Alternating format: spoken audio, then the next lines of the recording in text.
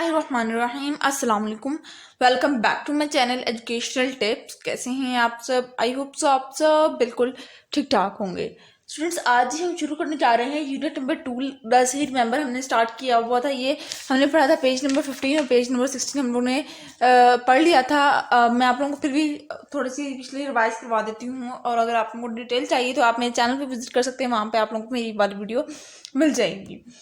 इसमें दो किरदार थे, एक किरदार है माइक और दूसरा है नबील। ठीक है। अब बचपन में जो माइक था वो बचपन में इस घर में आया था, उसके बाद काफी अरसे तक वो इस घर में नहीं आया था। अब सीन कुछ यूं है कि वो आया, वो इस घर के अंदर, ठीक है, वो इस घर के दरवाजे के बाहर खड़ा हुआ है और उसने साइड पे देखा तो बेल लगी हुई है, और उस कंपाउंड के गेट के ऊपर लिखा हुआ है बी वेयर ऑफ डॉग्स, यानी कि अंदर डॉग्स हैं। और फिर किसी ने गंदी गंदी सी राइटिंग में लिखा हुआ था they will have you for the breakfast. अब वो आपके नाश्ता करने के लिए इंतजार करें, वो आपको खा जाएंगे अंदर। ठीक है। अब माइक ने जैसी बेल बजाई तो वो अंदर से कोई रिस्पॉन्स नहीं आया। हाँ, अलबत्ता कुत्तों की बहुत जोर जोर से भौंकने की आवाज़ें आ रही थी। उसने काफ़ी देर तक इंतज़ार किया, फिर उसने सोचा कि वो अंदर छलांग लगा ले कंपाउंड की। लेकिन फिर थोड़ी बाद उसके जहन में ख्याल आया कि अगर मैं छलांग लगाऊंगा यूँ ना मैं कुत्तों का शिकार बन जाऊं, जो कुत्ते मुझे खा जाएं। और वैसे भी मैं बूढ़ा हो चुका हूँ, मेरे अंदर इतनी ताकत नहीं रही कि मैं अच्छी तरह से दीवार को फलांग सकूं या अंदर जा सकूं। फिर क्या होता है, फिर कुछ देर तक तो वो बार बार बेल बजाता है, 2 मिनट बाद बेल बजाता है तो अंदर तो कोई रिस्पॉन्स नहीं आता। तो वो उसका बहुत गुस्सा आता है कि ये क्या बदतमीजी है कि भाई कोई दरवाज़ा ही नहीं खोल रहा। और थोड़ी देर बाद फिर एक बूढ़ा सा आदमी आता है, और वो आ रहा होता है ना, तो वो कुछ अपनी पॉकेट्स में ढूंढता हुआ आ रहा होता है। और जैसे वो गेट के पास करीब पहुंचता है तो वो माइक को एक स्माइल पास करता है, और ऐसे स्माइल जिससे महसूस हो रहा है कि वो कुछ ढूंढ रहा था और उसको मिल गई। वो अपनी पॉकेट में से चाबियां ढूंढ रहा होता है। तो जैसे चाबियां जो है वो मिलती हैं उसको, वो ताला खोलता है, जो कोई ताले लगे हुए गेट के ऊपर ताले लगे हुए थे, तो वो ताले खोलता है। और काफी देर से शायद गेट ना खुला हो, तो जिसकी वजह से गेट जाम हो चुका था, वो घसीट के उसको खोलता है गेट को, और फिर बड़ी मुश्किल से वापस बंद करता है वो ओल्ड मैन। ठीक है। अब वो ओल्ड मैन के पीछे पीछे जा रहा होता है कि कहीं कि वो सही तरह से रास्ता बता देना, क्योंकि काफी देर से हो जाता है कि माइक उस घर में वापस नहीं आता। ठीक है। अचानक से ना वो ओल्ड मैन ना उसको एक ऐसे रूम में लेके जाता है जहाँ पे बहुत अंधेरा होता है ना, और लैंप लगा हुआ होता है, लैंप ये देखिए ये सीन होता है। ठीक है। और उसको ऐसा लगता है जैसे सोफे पे कोई बैठा हुआ है और बहुत कम रोशनी होती है। ठीक है। तो इतनी देर में कमरे में से आवाज आती है, हेलो माइक, तुम कैसे हो ना। तो माइक कहता है ओह नबील, ये तुम हो। तो वो दोनों काफी अच्छे तरीके से एक दूसरे से मिलते हैं। हम लोगों ने यहाँ तक पढ़ लिया था। अब आगे स्टार्ट करते हैं। The baying continued but since there was no visible movement in the room. अब वो आपस में बातचीत करना शुरू हो जाते हैं, लेकिन अभी तक वैसे ही अंधेरा होता है रूम में, कोई सही तरह से चीज़ नजर नहीं आ रही है। Mike was hopeful that hound were behind a secure door somewhere, but he was not completely convinced that this was true. अब वो जो घर में से कुत्तों की भौंकने की आवाजें आ रही थी वो अभी भी आ रही थी मुसलसल तौर पर। माइक ये समझ रहा था कि किसी डोर के पीछे वो कुत्ते हैं जो भौंक रहे हैं दरवाजे के पीछे, और वो बिल्कुल इस टाइम बंद है। लेकिन वो इस टाइम माइक जो था वो कम्प्लीटली इस बात पे यकीन नहीं कर सकता था कि वो कुत्ते उससे दूर हैं। Mike edged forward towards Nabeel. अब माइक जो है वो आहिस्ता आहिस्ता करके, ये देखिए दरवाजे के बाहर खड़ा हुआ है ना, वो आहिस्ता आहिस्ता करके नबील के पास आ रहा था। अब एज्ड फॉरवर्ड का मतलब होता है आहिस्ता आहिस्ता करके आगे बढ़ना। Wait there Mike and said Nabeel. Nabeel ने कहा रुको रुको माइक, उधर ही रुको। The dog had been locked in the bedroom but old Marduk is asleep here beside me. उस नबील ने कहा कि जो कुत्ते हैं वो बेडरूम में लॉक हुए हुए हैं, लेकिन जो मेरा ओल्ड ममादूक है वो अभी मेरे साथ ही मेरे बाजू में सो रहा है। ये ममादूक सेड माइक ने कहा क्या ममादूक? Guest stopping dead in his track. The old Mamadook, the dog I used to tease when he was just a pup. अब माइक जो आगे बढ़ रहा था आहिस्ता आहिस्ता, उसने फौरन उधर रुका और वो नबील से कहा, क्या मम्मा दूक, वो जो जब मैं उस घर में आया था जब वो बहुत ही छोटा था, वो इतना बड़ा हो गया है, ये वही मम्मा दूक है जिसको मैं छेड़ा करता था जब ये छोटा सा पपी हुआ करता था। Yes, replied Nabeel. नबील ने कहा, हाँ हाँ, यू रिमेम्बर मम्मा दूक, क्या तुम्हें अभी भी याद है मम्मा दूक? I do, shuddered Mike, it's been a long time. I hope you have him on the leash. I remember I used to worry him no end. अब माइक ने कहा, हाँ मुझे याद है, और लेकिन ये काफ़ी अरसा गुजर गया है। मुझे लगता है कि वो, मुझे भी यकीन है कि वो काफ़ी बड़ा हो चुका होगा। और मुझे इस बात का भी यकीन है, वो नबील को कह रहा है ना, मुझे इस बात का भी यकीन है कि तुमने उसके गले में जंजीरें डाली हुई होंगी जो कि कुत्तों को डाली जाती हैं। लीश का मतलब होता है जो कुत्तों के गलों में जंजीरें डाली जाती, वो ठीक है। अब काफ़ी अर्सा हो गया, लेकिन अभी भी मैं मम्मा दूक को मुझे याद है कि मैं किस तरह से उसको तंग किया करता था। I do not think he will remember that far back, said Nabeel. लेकिन मुझे नहीं, नबील ने कहा, लेकिन मुझे नहीं लगता कि उसको तुम अभी भी याद होगा। He is old and blind now, अब वो अंधा हो चुका है और बूढ़ा भी हो चुका है। मम्मा दूक के बारे में बात की जा रही है कि वो अब बूढ़ा भी हो चुका है और ब्लाइंड भी हो चुका है, उसको नज़र कुछ नहीं आता है। And he likes to sleep, अब वो सोना पसंद करता है। And by the way, no he is not on a leash. और हाँ, एक और बात ये कि मैंने मम्मा दूक के गले में जंजीरें नहीं डाली हुई। कैन यू श्योर, आज माइक ने कहा, क्या तुम्हें अभी भी यकीन है कि तुमने उसके गले में जंजीरें नहीं डाली हुई हैं? श्योर ऑफ व्हाट, आज नबील ने कहा, किस बात का श्योर होना, किस बात की यकीन होना? That he is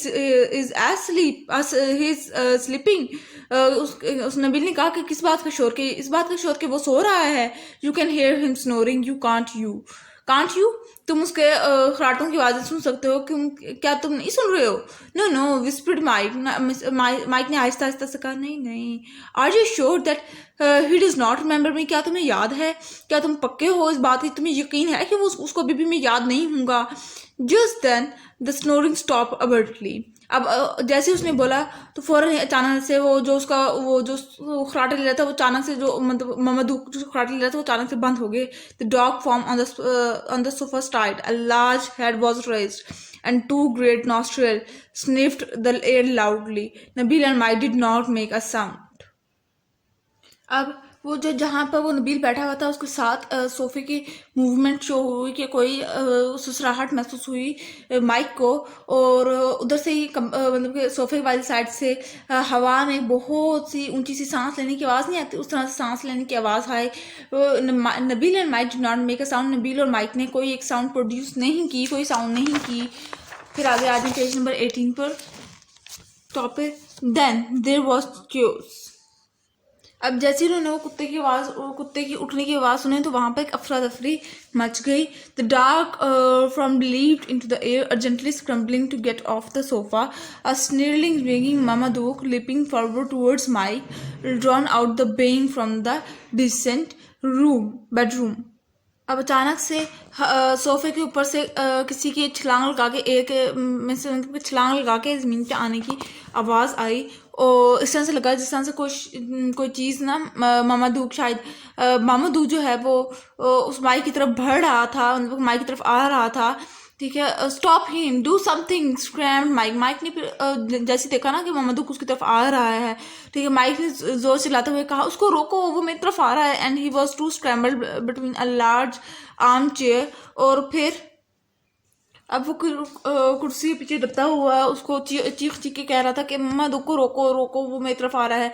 Nabeel acted just in time, Nabeel ने एक्ट किया कुछ ही सेकंड के अंदर नबील ने एक्ट किया उसको मम्मा दूक को रोकने के लिए। He threw himself on top of the dog, pinning it firmly to the floor, slowing it down. अब नबील ने क्या किया कि नबील ने वो कुत्ते को रोकने के लिए, डॉग को रोकने के लिए उसको जोर से पकड़ा, उसको आहिस्ता उसकी वो जो माइक को झपटने के लिए तैयार था उसको स्लो डाउन किया। Mike saw his chance and took to his heel immediately, heading straight for the front door. अब ये सब कुछ सीन देख के माइक बहुत सा डर गया था बहुत ज़्यादा। तो माइक फौरन ही भागा गेट की तरफ और उसने वो बस उसकी कोशिश थी कि उस घर से निकल जाए किसी भी तरह से। बिल्कुल not keep the racing animal trap for a very long, it was almost as big as he was. अब नबील काफ़ी देर तक उस कुत्ते को नहीं संभाल सकता था क्योंकि वो मोहम्मद उतना ही बड़ा था जितना नबील खुद था, ठीक है। And as he was much stronger, और मोहम्मद काफ़ी ताकतवर भी था जिस वजह से नबील जो है वो काफ़ी देर तक उसको संभाल के नहीं रख सकता था, उसको पकड़ के नहीं रख सकता था। Mike reach the door. अब फाइनली जो था माइक जो था वो दरवाजे तक पहुंच गया। Handle reach it down, pull open the door and shot outside. अब वो माइक जो था वो फौरन ही जैसे दरवाजे के पास पहुंचा उसने दरवाज़ा खोला और वो बाहर चले गया, बस घर से बाहर निकला। Slamming the door firmly behind him, it was not a movement too soon। अब क्या हुआ कि माइक जो था वो बहुत तेजी से दरवाजे की तरफ गया और दरवाज़ा खोला और उसको अपने बस बाहर निकलने वाले की किसी भी तरह से। और ये जो मूवमेंट था इतना जल्दी नहीं था। Looking over his shoulder, Mike ने अपने शोल्डर्स की तरफ देखा as he firmly behind him, के कहीं वो उसके पीछे तो नहीं।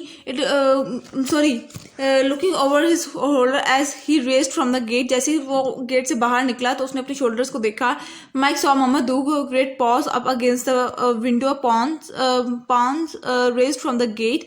अब वो वो जैसे उसने ना विंडो की तरफ देखा ना तो उसने देखा कि वहां पर ना मोहम्मद के पंजों के निशान, पंजे नजर आ रहे थे और वो डोर्स यानी कि वो डोर से उसकी तरफ आ रहा था। मोहम्मद माइक की तरफ आ रहा था। The animals large unseen eyes blaze like garment.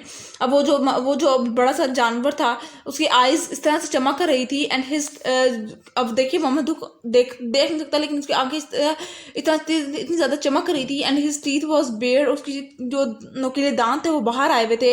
His ferocious bark and growls has encouraged the other dogs to be louder. और उसकी जो भौंकने की तेज और गुर्राने की आवाज़ें थी इतनी तेज थी कि उसने बाकी डॉग्स को भी मजबूर कर दिया कि वो भी तेज भौंकें और तेज गुर्राएं। It seemed as if all the dogs of the neighborhood had joined in a cacophony।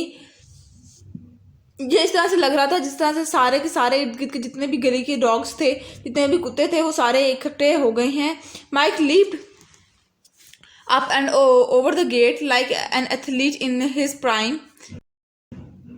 अब माइक ने गेट के ऊपर से छलांग लगाई ताकि गेट, क्योंकि उसके पास गेट नहीं खुल रहा था तो उसने छलांग लगाई। इस तरह की छलांग जिस तरह से एक एथलीट होता है वो छलांग नहीं लगाता, हाई जंप में छलांग लगाते हैं, इतनी ऊंचाई से छलांग लगाते हैं, ठीक है। उसी तरह से उतनी ज़्यादा ऊंचाई से छलांग लगाई और फिर वो जाके ज़मीन पे, गंदी ज़मीन पे, यानी कि उसके ऊपर वो काफ़ी ज़मीन गंदी थी, उसके ऊपर जाके गिर पड़ा।